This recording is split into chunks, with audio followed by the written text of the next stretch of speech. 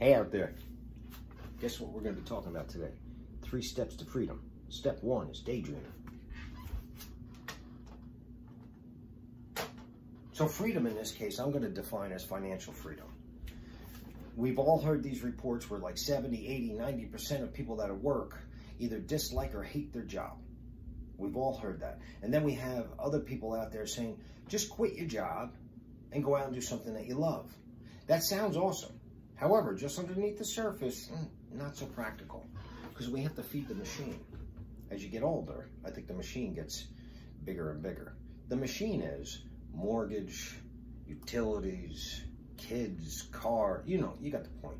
Our responsibilities as we go along. To quit your job and not feed that machine isn't going to work, especially if you have a family. So as you get older, that machine needs to be fed even more and more and more and more. So it doesn't matter where you are in life, because step 1 to get out of that rut, start daydreaming. When we were kids, we were told that daydreaming was no good. It was frowned upon. Hey, Harry, stop the daydreaming. Get to work. For some reason, I thought it was a negative thing. And I guess it could be, because I'm not suggesting that you go into work, you sit at your desk, you daydream, you don't do your work, and your boss comes over and says, hey, what are you doing? You say, daydreaming. And they say, well, daydream outside. The machine's not going to get fed. That's not what I'm saying here. What I'm saying is it's okay to daydream when you go into your job that you probably don't like, and think about what you want to do. Because that same person that dislikes or hates their job, if I was to ask them, what would you be doing if money wasn't an issue? What would you be doing right now? And most people don't have an instant answer. Daydreaming is going to get you to that answer. Go into work, sit at your desk, do your work, and think about what you want to do. Maybe you want to play the violin in Nepal. I'm not knocking it. I'm not saying anything negative. I'm just saying that would be a unique want in life. And if that's yours, go for it. Start daydreaming about it. Playing the violin, Nepal, up in the mountains. Anyway, if that's not your dream, dream whatever you want. The best part about daydreaming is it could be whatever you want, as big as you want, as bright as you want, as awesome as you want. There's no boundaries daydreaming. You can actually be having such a good time that in the same job that yesterday you said you hated, now you're going in and you're saying, this job's not so bad. Nothing changed except the daydreaming. That would serve its purpose right there. Maybe you're just daydreaming. You could just daydream for 20 years and then retire with a nice pension. I don't know. Daydreaming is going to go so far with most people. Step 2 is planning.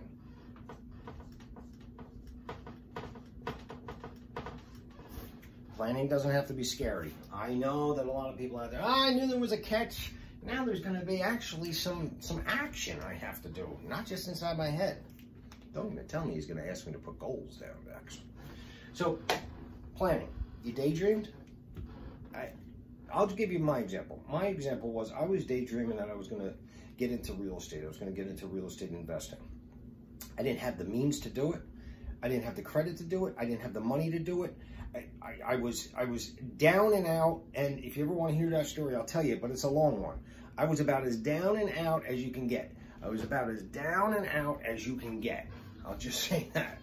So I was always daydreaming about real estate.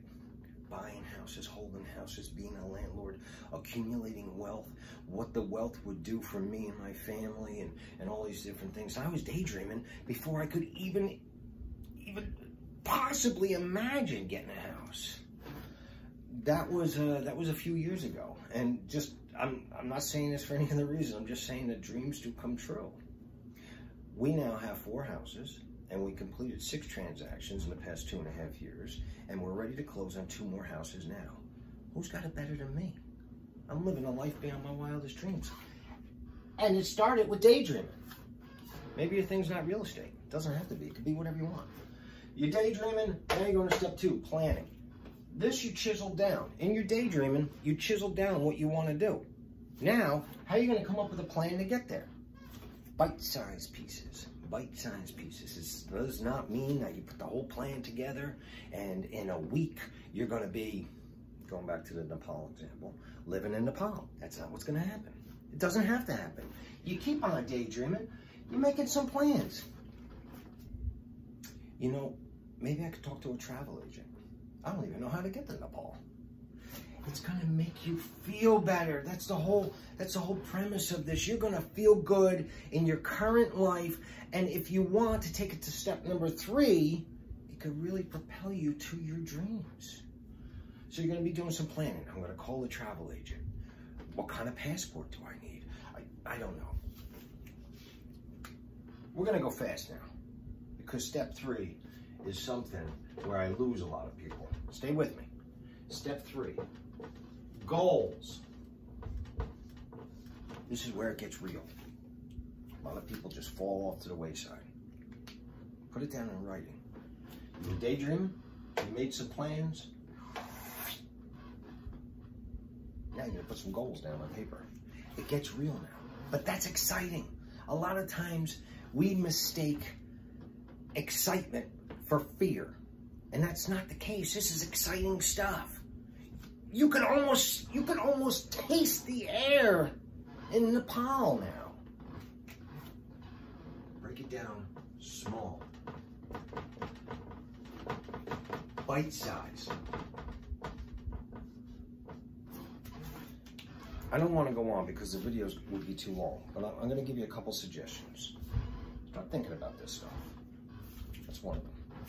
Start daydreaming. Start daydreaming right now. You can do this right now. Here's another suggestion. Don't share this stuff